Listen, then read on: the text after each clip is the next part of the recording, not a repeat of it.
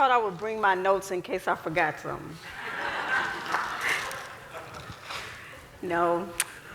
I believe that children are our future. Teach them well and let them lead the way. Show them all the beauty they possess inside. Shaping world changers. That's what we do here at SMU. And I've had the honor and the pleasure of being able to help shape them for the last 25 years plus. I started when I was 4. Just get that straight. But I use those 3 verses from the song, The Greatest Love of All, because I think it embodies what we need to consider as we shape these world changers. And I hope that in the next few minutes, I can make you understand what I mean. Or maybe if not that, feel what I mean. I do believe that children are our future. And here at SMU, the training ground for the rest of their lives. The training ground for the rest of their lives. We've been given the task to provide them the knowledge, the tools, the opportunities for them to take hold of those things and carve out a future that'll be beyond themselves. I tell students all the time that I want to give them all that I can to get them as closest to right as I possibly can for selfish reasons and practical ones. But my selfish one is that at some point in my life, I'm not going to be able to take care of myself.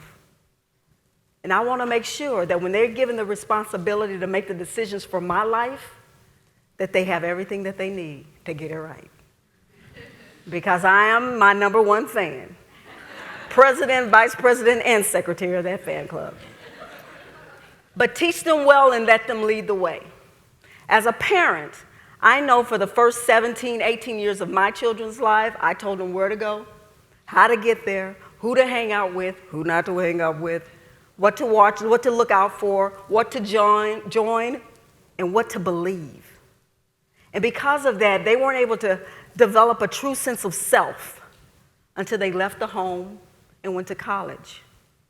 And there they were given an opportunity to discover themselves. When I work with the students here at SMU with 17, 18-year-olds, and I ask the question, who are you? They don't know. Because as loving and giving and caring parents, what our students' parents or families do is instill in them the values, the opportunities, the choices that they have. Because I've done it. And that's what we're supposed to do as parents. But once they get here, the training ground for the rest of their lives, we have the opportunity to help shape those minds, to give them choices. You know, some of our students come here, know what they want to do when they grow up, but they don't have a clue of how to get there. But then we have some students who are the superstars. They got it all together. They know what they want to do, and they know how they want to get there. And their life is like tied up in a nice, beautiful bow. But some days, those bows will unravel.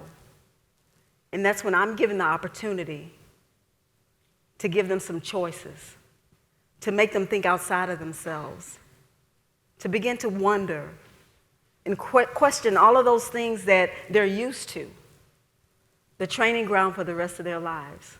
This is the place where they do that, to begin to shape and become the leaders that they're going to be.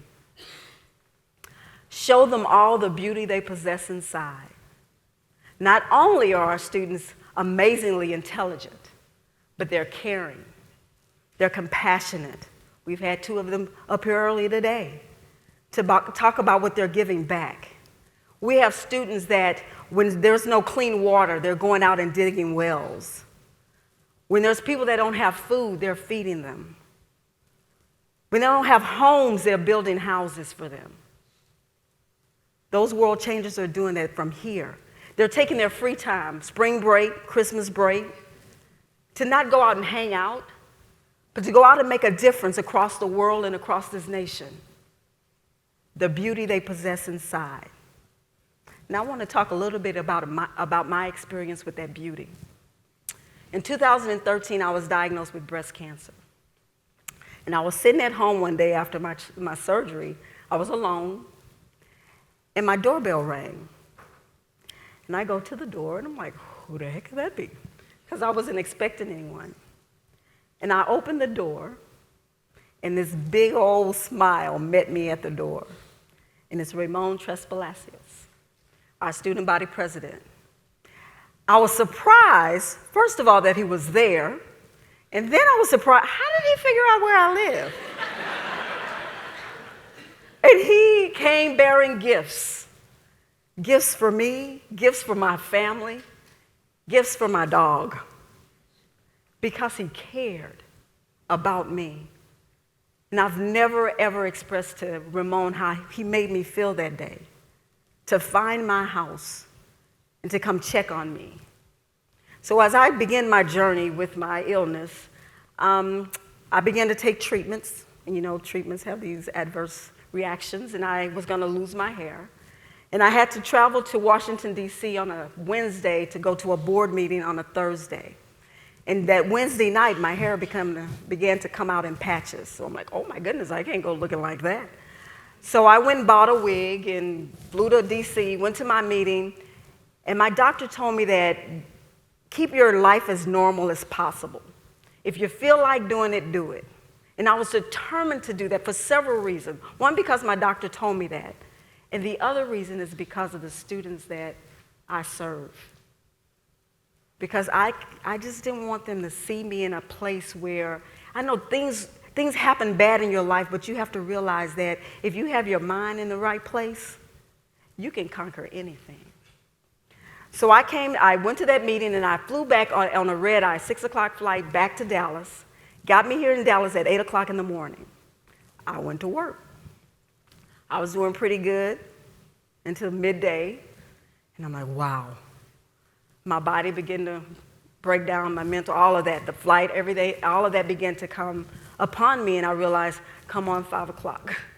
I can do it, but come on 5 o'clock. So about 4 o'clock, a student comes into my office and says, JJ, I have a meeting with you. This is exactly how I looked at her. It's Friday. It's 4 o'clock. I don't have a meeting with you. So she said, well, I put it on your calendar 2 weeks ago.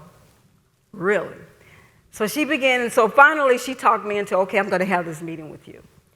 So just as I'm about to sit down with her to have that meeting, in walked a staff person and says, JJ, I have a meeting with you at 4 o'clock. Now, had that been Monday, I could have double booked on a Monday. But on a Friday, 2 people, same time, 4 o'clock on a Friday? A meeting? About what? So I just kind of sat there as they bantered back and forth how they were going to work this out. And then finally the staff person said, well, JJ, if you just come and meet in our office, we can all meet together. Whatever. So I get up. His office was next door in the next suite next door to my office. So I get up. I walk over to the next suite. And I walk into a room full of people. And I just froze. And as I looked, there was this sign. And it goes so far that I can't unravel it. But in the center of it was, we love you, JJ. And so many people had signed it and all of this stuff. And not that wasn't enough. So as I looked over to my left of the room, there was these makeshift barber chairs and about 9 or 10 students getting their heads shaved. I lost it. The beauty they possess inside. That was one of the most, I can't even describe what that was for me, moment here at this place. When it was affirmed to me that we have the best students in the world. I've stayed at SMU for all of these years, and students ask me that over and over and over again because of them. I quote a quote to them that says, you are because someone else was. I am because they are. Right now. Amazing. Wonderful. Outstanding. Caring. I could call so many names of students that have come into my life and allowed me the opportunity to give a little bit of myself. And I can't thank them enough.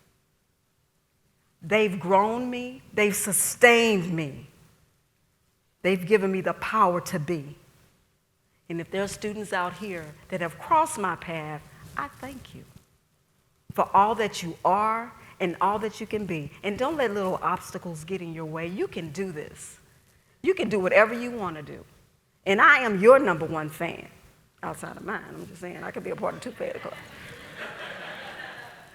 But thank you. Thank you for allowing me to even share just a little bit of my world. Every day, I can come to a place, every day, where I can just hang out with the people that I love. There's nothing like it.